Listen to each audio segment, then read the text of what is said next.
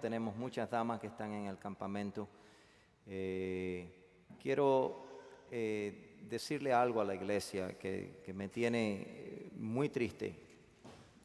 Y por eso es que ustedes ven que he subido con este collar aquí. No es un collar, es para recibir una llamada, saber cuándo vibra. Porque a veces me lo pongo aquí y no lo siento. Pero un hermano de Atlanta me llamó y me dijo: pastor, quiero que ore especialmente por mi esposa y mis 2 niños. Resulta ser que ellos cruzaron la frontera y los metieron en una rastra y cerraron la rastra, y él no sabe dónde está esa rastra.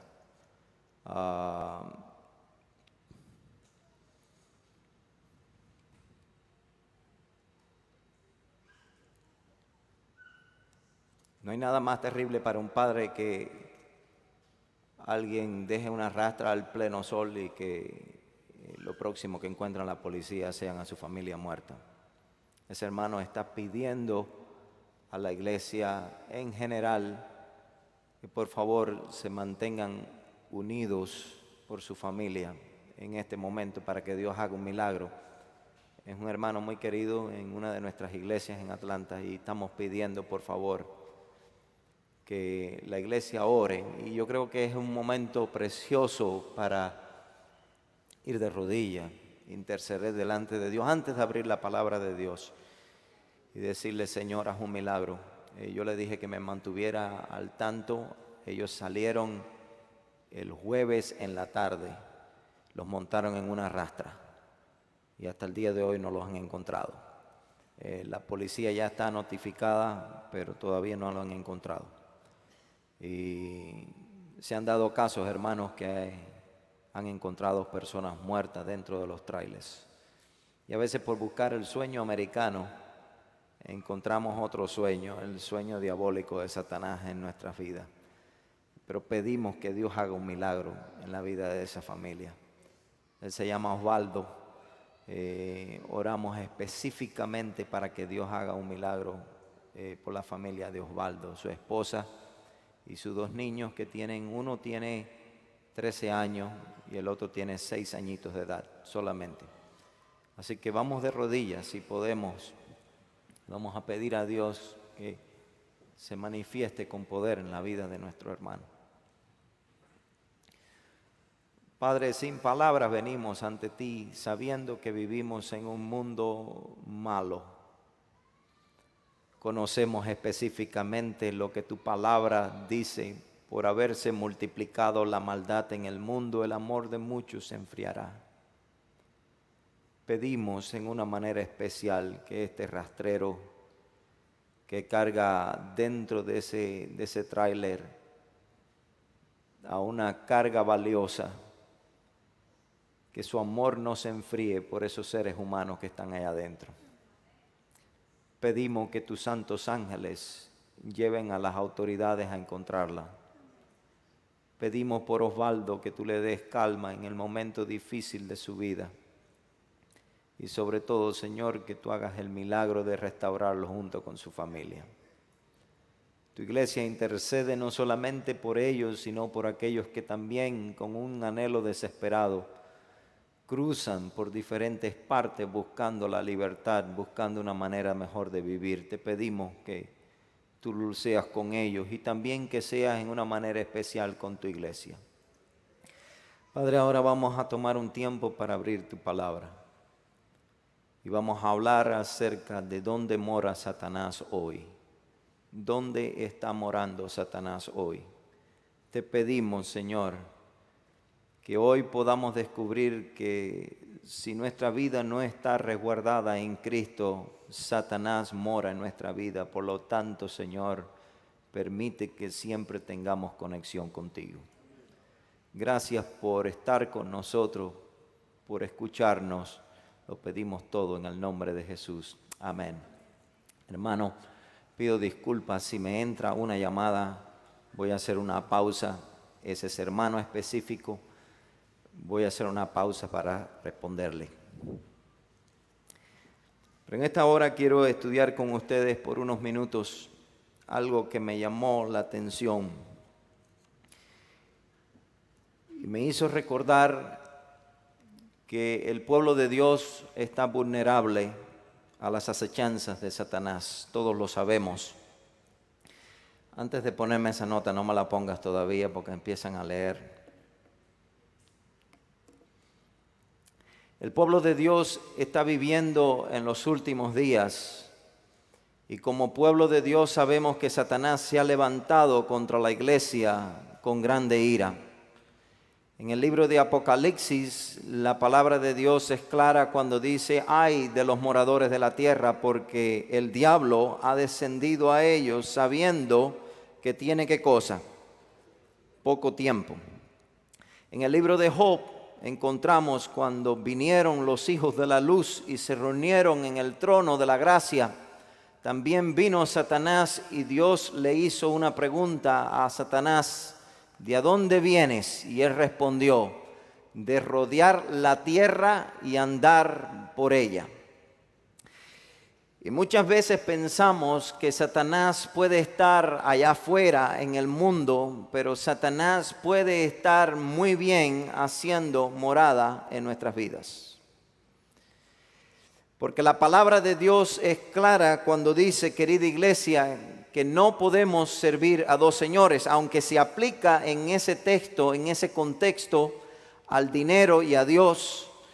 Realmente puede tener una aplicación más amplia de llegar a decir: o estamos completamente dirigidos por la mano y el poder de Dios, o quien nos dirige es otro espíritu. La realidad es que la Biblia dice que el que no siembra con el Señor desparrama. El que no está con Dios, contra Él se levanta.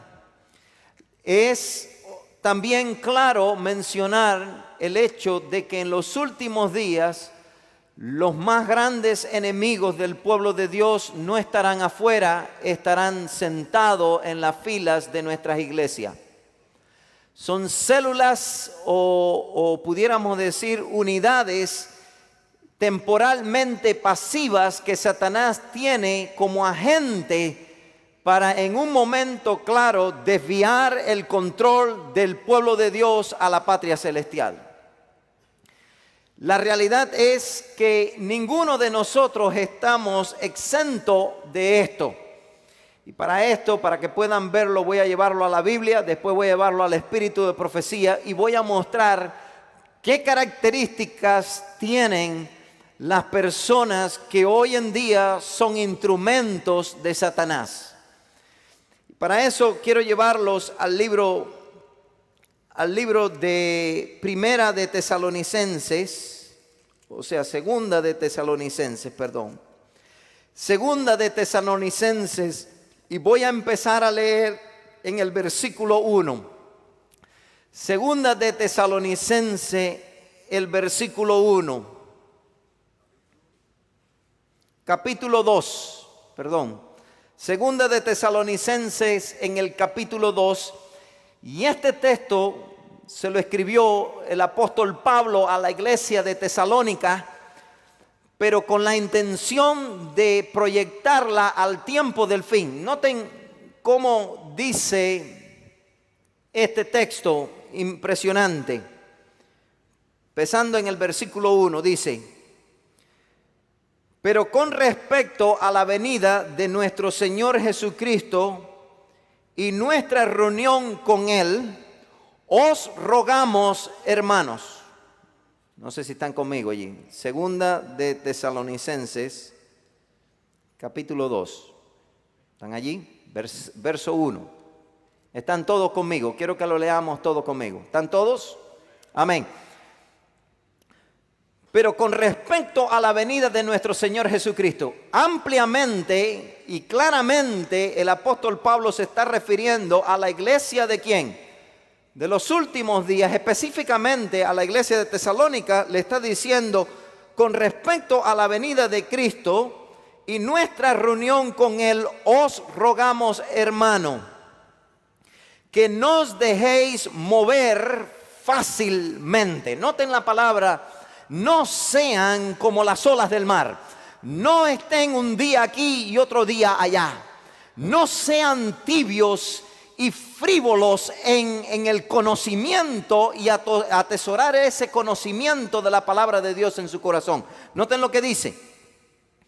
No os dejéis mover fácilmente de vuestro modo de pensar.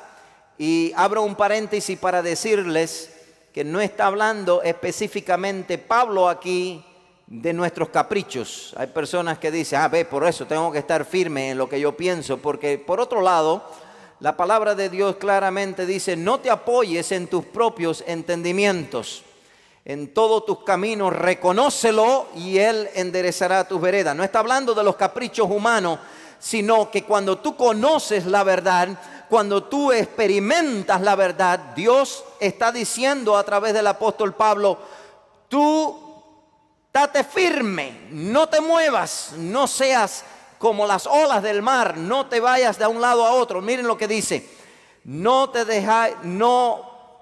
dejéis mover fácilmente de vuestro modo de pensar, ni os acostumbréis ni por un espíritu, ni por palabra, ni por carta, como si fuera nuestra, en el sentido de que el día del Señor está cercano. Pablo está diciendo claramente, no se dejen mover ni por carta, no se dejen convencer por otros espíritus que el día del Señor no está cercano. Hoy yo quiero hablarles que el día del Señor está cercano, queridos iglesia. El día del Señor está más cerca de lo que tú y yo pensamos. Pero ahora viene algo que yo quiero que ustedes vean conmigo.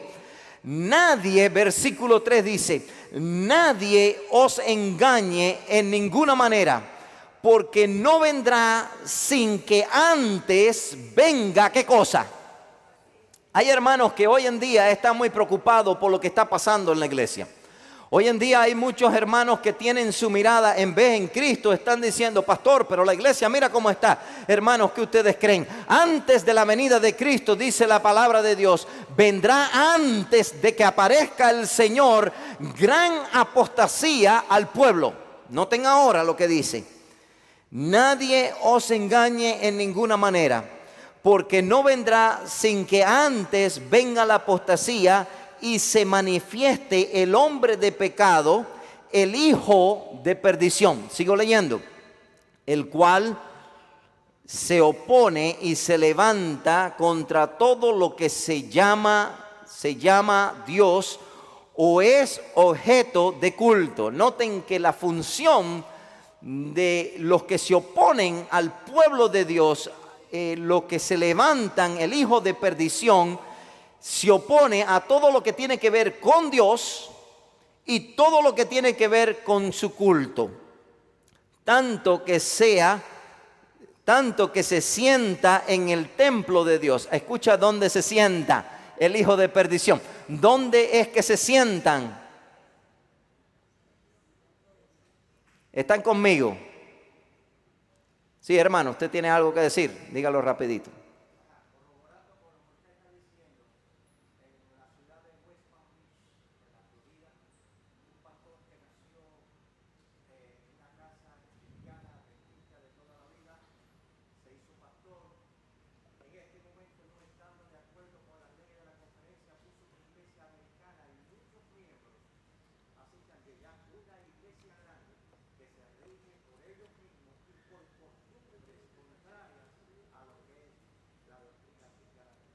Correcto, o sea, noten lo que dice, gracias hermano, ese comentario, porque la realidad es que si usted no está firme en la palabra, el final de mi sermón es estar firme en tener firme la mirada de Dios. Vamos allí un momentico para que ustedes vean un poquito.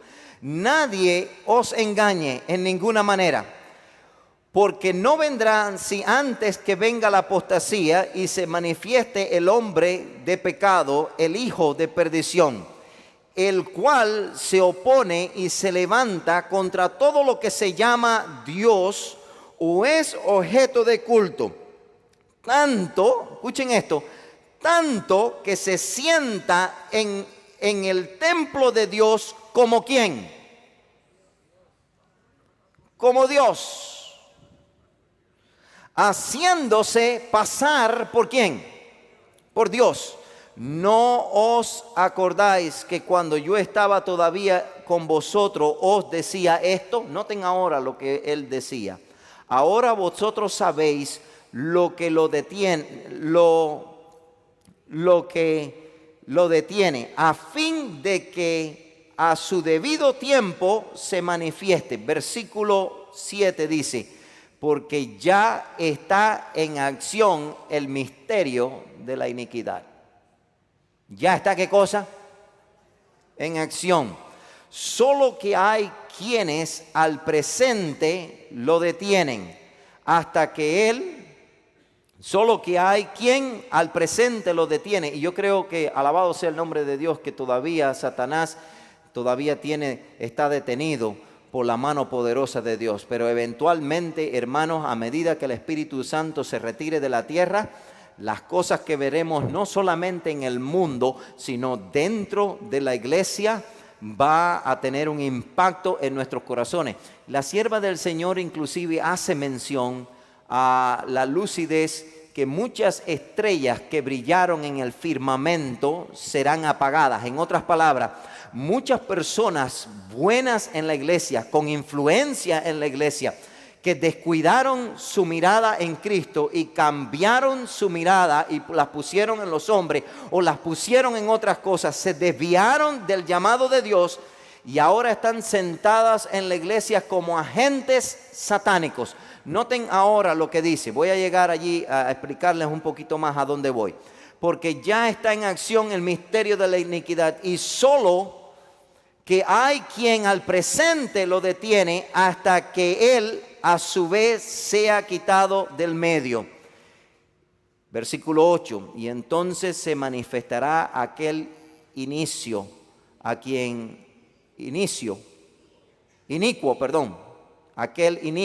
a quien el Señor matará con el espíritu de su boca y destruirá con el resplandor de su venida. Inicuo, cuyo advenimiento es por obra ¿de quién? De Satanás. Con gran ¿qué cosa?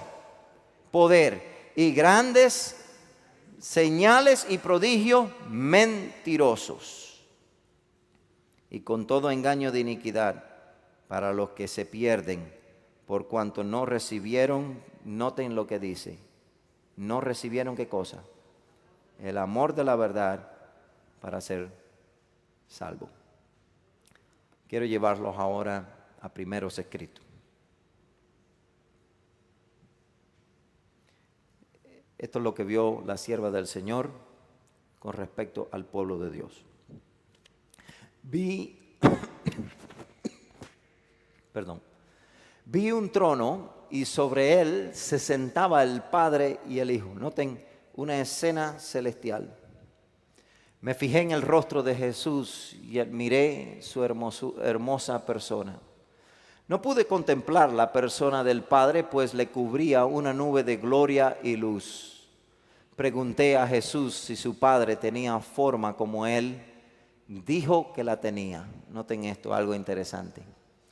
Pero que yo no podía contemplarla porque dijo, si llegases a contemplar la gloria de su persona, dejarías de existir. Delante del trono vi al pueblo adventista. Noten ahora, ¿qué pueblo vio? ¿Qué pueblo vio? Vi al pueblo adventista, la iglesia y el mundo. Vi dos compañías. Eventualmente, ¿cuántos grupos habían? Dos compañías.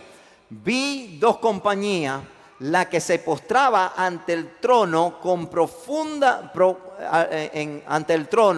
profundamente interesada, mientras que la otra no manifestaba interés y permanecía de pie indiferente. Voy a hacer una pausa aquí.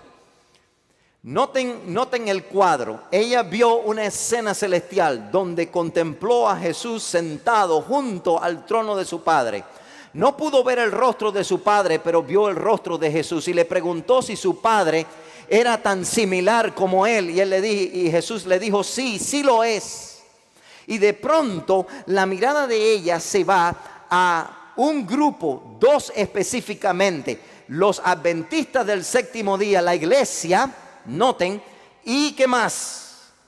Y el mundo. Y estas dos compañías, dice la inspiración, que una estaba interesada profundamente, mirando qué cosa, postrada ante el trono, profundamente interesada, mientras que la otra no manifestaba qué cosa, interés. Abro un paréntesis para decirles, querida iglesia, donde mora Satanás, la primera característica en tu vida es si tú tienes profunda interés por las cosas de Dios. Uno de los problemas grandes que hoy tenemos en la iglesia, en nuestras iglesias, es que las personas no tienen intereses por las cosas de Dios. No les interesa, hermanos. Si hacen programaciones, si hacen actividades, bueno, es la iglesia, no hay que estarla cogiendo tan a pecho. Noten que una de las características donde mora Satanás es un ejército que está contemplando al trono, es un ejército que mira al trono. Uno está postrado con intenso interés, pero el otro está manifestando no interés ninguno. Está en la iglesia, está en frío, las cosas de Dios le parecen irregulares. Y querida iglesia, escucha bien lo que le estoy diciendo. Fue interesante que cuando empecé a buscar los trasfondos de esta cita, me llevó uno de estos ejemplos a la iglesia de la Odisea. ¿Cuál es el problema de la iglesia de la Odisea hoy en día? Que ni es ni fría ni es qué cosa, sino que es como desinteresada, tibia. No hay amor ferviente por las cosas de Dios. Y la primera señal de que en tu corazón puedes abrir la abertura para que Satanás more en ti y te pueda usar y te use para hacer guerra contra la iglesia, es que te vuelvas una persona perezosa espiritualmente. Noten ahora, algunos manifestaban interés y otros eran indiferentes.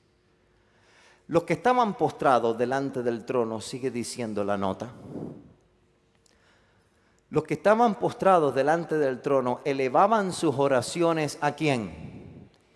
Y noten algo sumamente interesantísimo, querida iglesia. Ponían su mirada ¿en quién? ¿A quién miraban? ¿O no miraban a la hermana que vino con la falda corta? Miraban los defectos del pastor. ¿A quién miraban?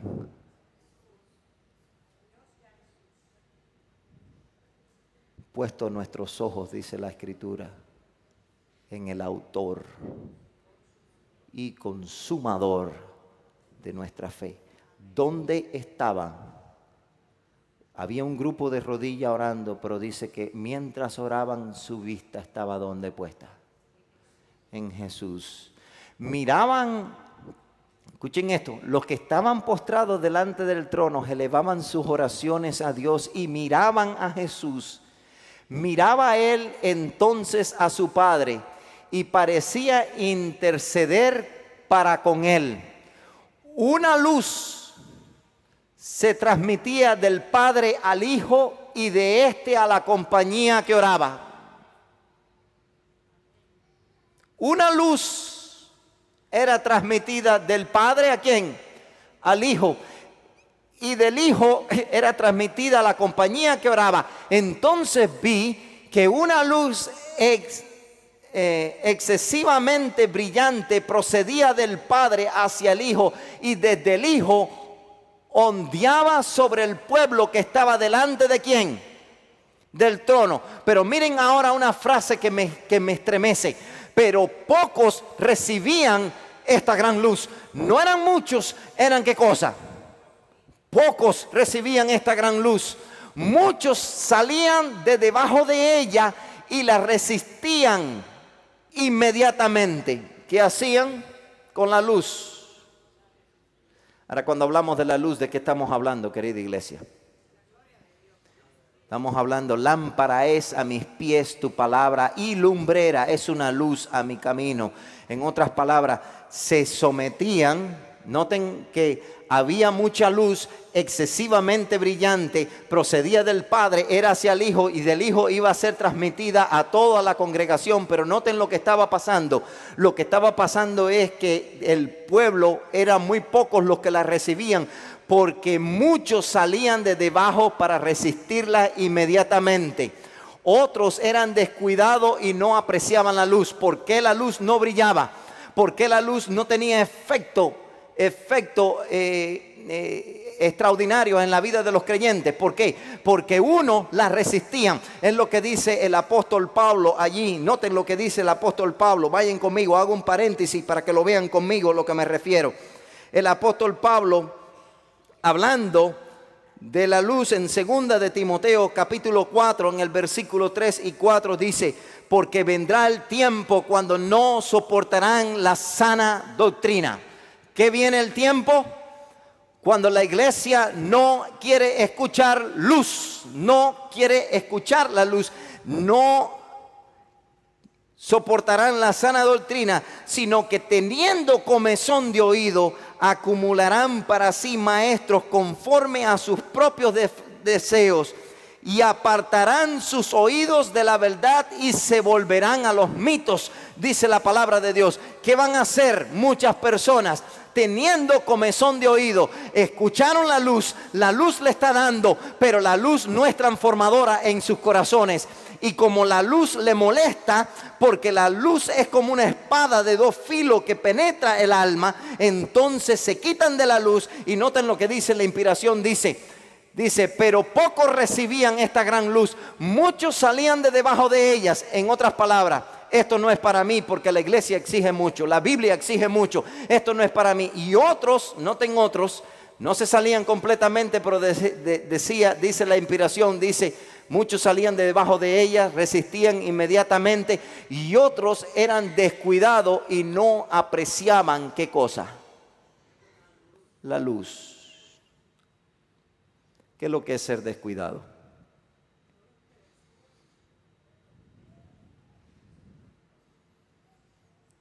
¿Qué es lo que es ser descuidado?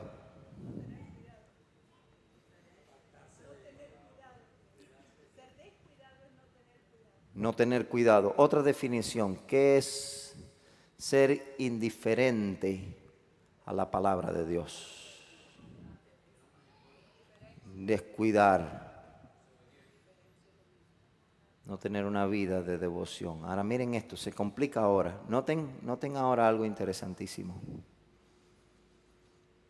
Algunos voy a volver a leer un poquito más atrás. Muchos salían de debajo de ella y la resistían inmediatamente. Otros eran descuidados y no apreciaban la luz. Y esta se alejaba de ¿quién? ¿Qué pasa cuando somos descuidados a la verdad que Dios nos muestra en nuestra vida y no la ponemos en práctica? Se aleja. Y al alejarse, noten esto, se aleja de ellos. Algunos la apreciaban y se acercaban para postrarse con la pequeña compañía que oraba. Esta recibía la luz y se regocijaba en ella, y su rostro brillaba ¿con qué cosa? Con su gloria. Vi al Padre, noten ahora viene otra sección más. Vi al Padre levantarse del trono y en un carro de llama entró en el lugar santísimo. Y esta es la transición de la intercesión de Jesús en el reino de los cielos, en el lugar santísimo, al interior del velo, y se sentó. Entonces Jesús se levantó, ¿de dónde? ¿De dónde se levantó? A ver, ya estoy terminando, no les prometo, no voy a predicarles más largo. ¿De dónde se levantó Jesús? Del trono. Y se levantó del trono, y la mayoría de los que estaban postrados se levantó ¿con quién? Los que estaban postrados, los que tenían la mirada en Cristo Jesús, los que habían apreciado la luz y la habían atesorado, atesorado en su corazón. Dice que cuando Jesús se levantó del trono, ellos también se levantaron con él. Ahora miren esto. Y la mayoría de los que estaban postrados se levantaron con él. No vi ni un solo rayo de luz pasar de Jesús a la multitud indiferente.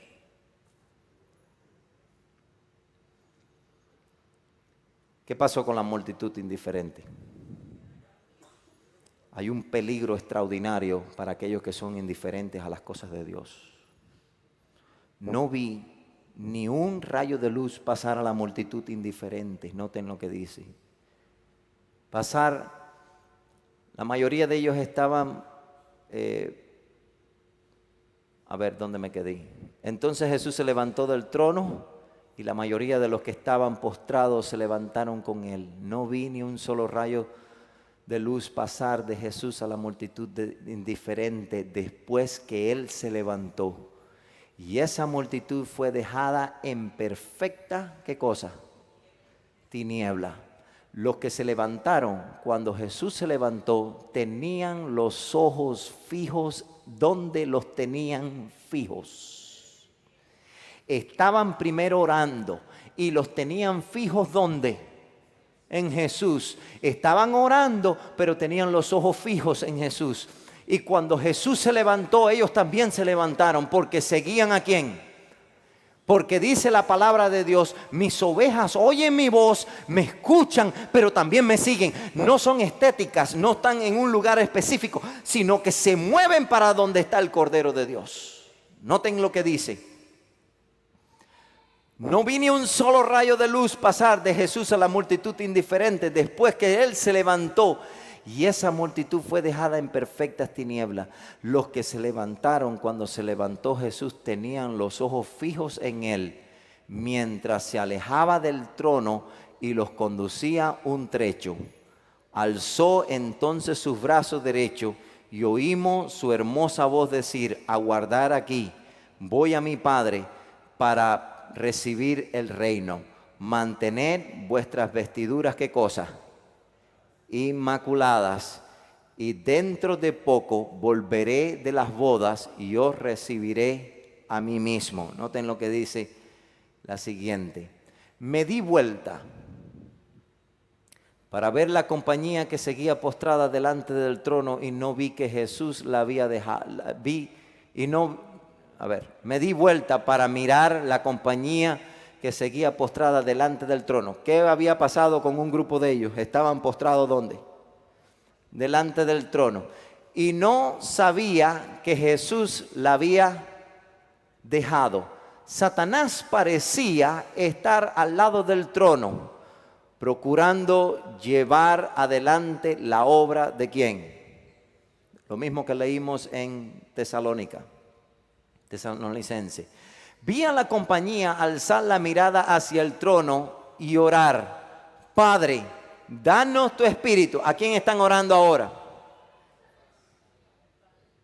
Padre, danos tu espíritu. Y Satanás soplaba entonces sobre ellos una influencia impía. En ella había luz y había ¿qué cosa? Mucho poder, pero nada de dulce amor, gozo, ni qué cosa, ni paz. Noten algo sumamente interesante. En la primera, cuando Jesús se levanta, cuando Jesús se mueve, la compañía recibe la luz y le dice la compañía a Jesús: Padre, danos tu espíritu. Y Dios le dio, el Hijo le dio mucho poder, mucha luz, pero tenían gozo, amor y paz.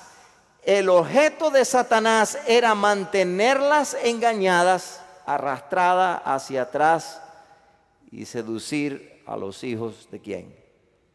De Dios.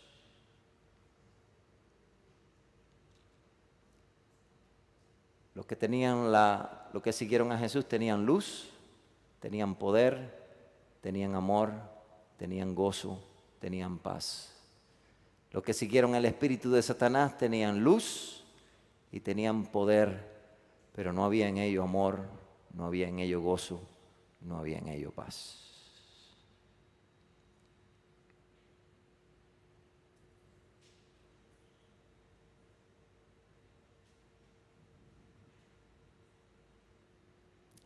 Vayan conmigo al libro de Cantares.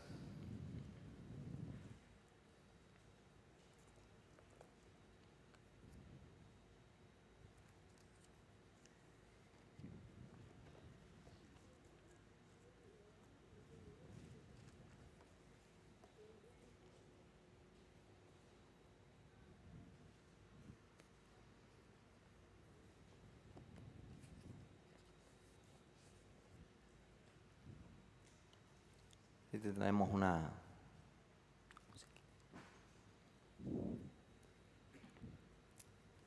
noten algo interesante en el libro de Cantares en el capítulo 5. Esta es una expresión de la iglesia hoy en día. Yo dormía, capítulo 5, voy a esperar que lo tengan, Cantares capítulo 5.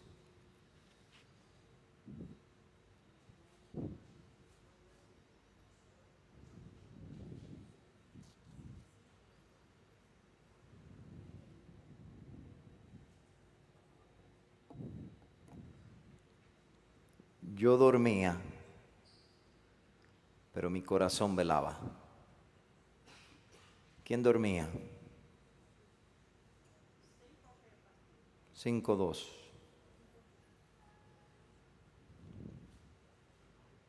¿Quién dormía, iglesia? Yo dormía, pero mi corazón velaba. Es la voz de mi amado que llama.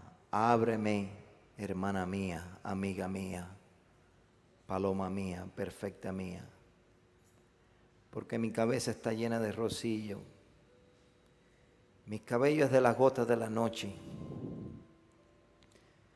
Y noten la respuesta de la iglesia: me he desnudado de mi ropa. ¿Cómo me he de vestir? Me he lavado mis pies. ¿Cómo he de ensuciarlo? Mi amado metió su mano por la ventana y mi corazón se conmovió dentro de mí. Y me levanté para abrirle a mi amado. Escuchen bien.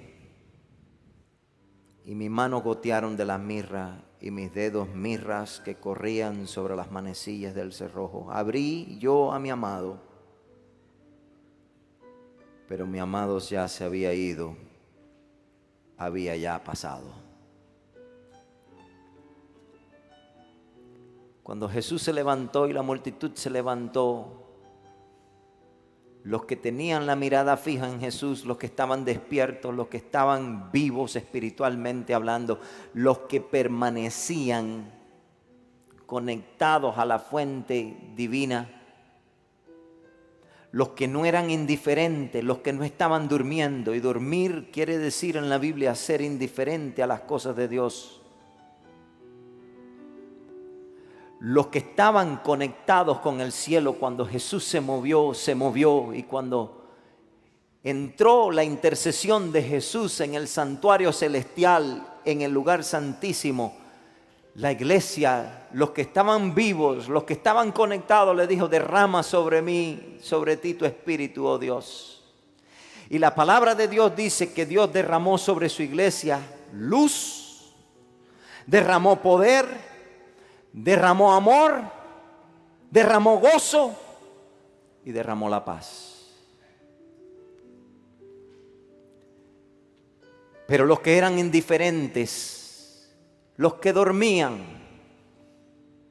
los que no se dieron cuenta que la experiencia espiritual de tu vida con Jesús debe ser de tal manera que dice la palabra de Dios: prepárate en tu salvación con temor y temblor. ¿Por qué razón?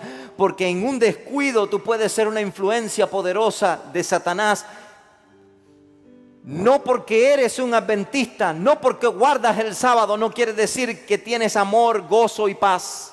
Puede ser que tengas mucha luz, puede ser que tengas mucho poder. Escucha bien, hay personas que asocian a una persona espiritual porque tiene luz, conoce mucho de Biblia. Han escuchado ustedes, han visto personas que conocen mucho de Biblia, pero son rencorosos, no tienen amor, no tienen paz. Escucha bien, el espíritu de Satanás se manifestó, tomó el lugar para los que se quedaron allí indiferentes, tomó posesión de ellos. Y cuando ellos oraron, Padre, danos luz, sí, Satanás le dio luz. Sí, Satanás le dio poder. Pero no había en ellos ni amor, no había en ellos paz y no había en ellos gozo. Porque habían sido indiferentes.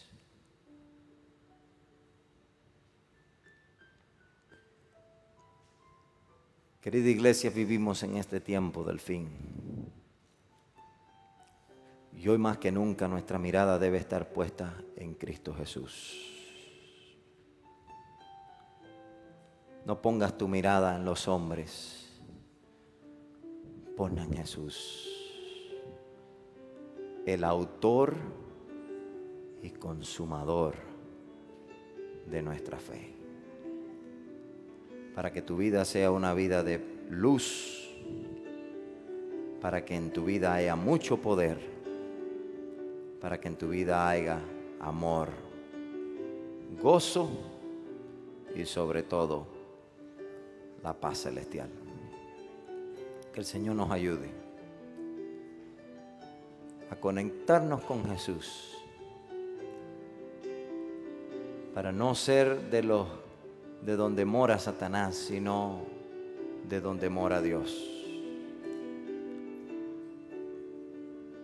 Hay un hermoso canto que muchas veces lo hemos cantado, pero qué poderoso sería si realmente lo aplicáramos a nuestra vida. Ese canto se llama Fija tus ojos en Cristo. Tan lleno de gracia y qué cosa, y amor. Y lo terrenal sin valor será a la luz del glorioso Jesús. ¿Quieres ponerte de pie conmigo y decirle, Señor, ayúdame a fijar mi mirada en ti? Ayúdame a tener una vida íntegra delante de ti. Vengan.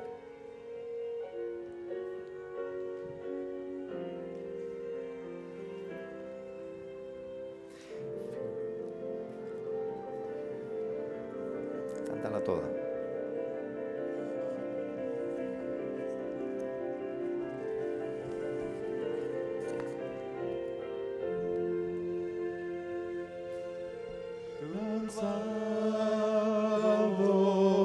Sin luz en la oscuridad,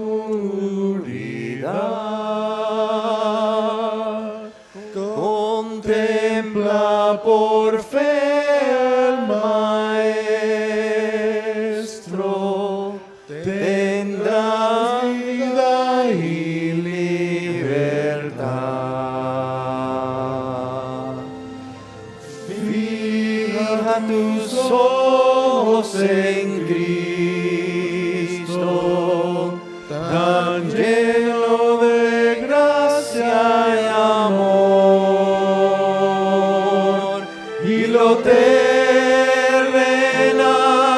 sin valor será a la luz del glorioso Señor. De muerte a vida eterna, pasé al seguir a Jesús, me libra de todo pecado, mediante su muerte en la cruz. Fija tus ojos en Cristo, tan lleno de gracia y amor,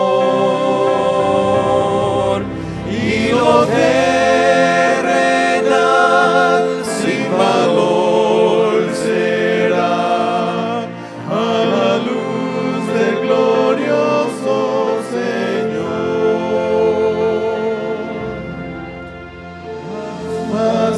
hallará su promesa. Con fe hazle tu petición. Al mundo perdido anuncia las nuevas de la salvación. Fija tus ojos en Cristo, tan llenos de gracia y amor, y lo terrenal sin valor será a la luz del glorioso Señor.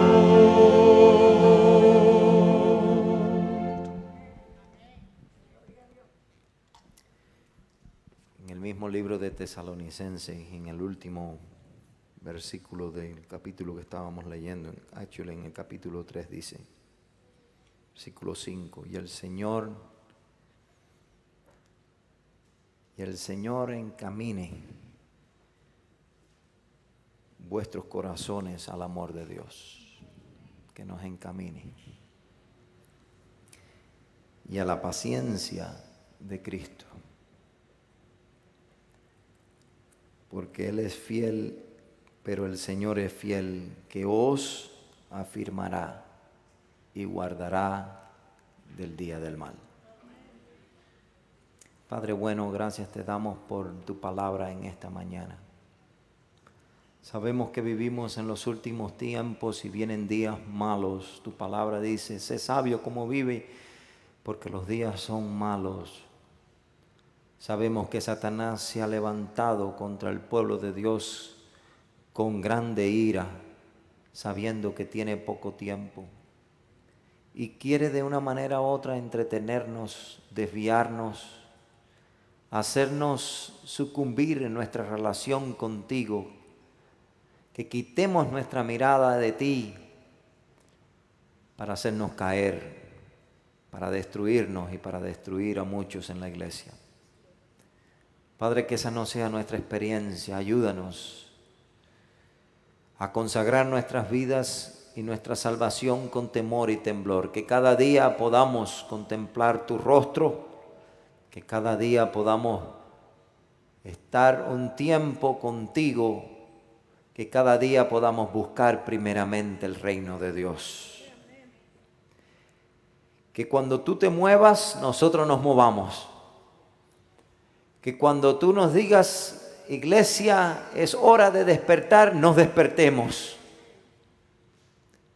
Ayúdanos, Señor, para que por medio de tu Santo Espíritu, porque hemos fijado nuestra vista en Jesús, podamos ser llenos de mucha luz, de mucho poder, de mucho amor, de mucho gozo y sobre todo de mucha paz.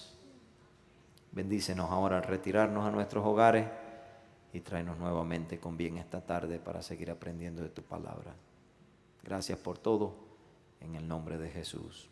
Amén.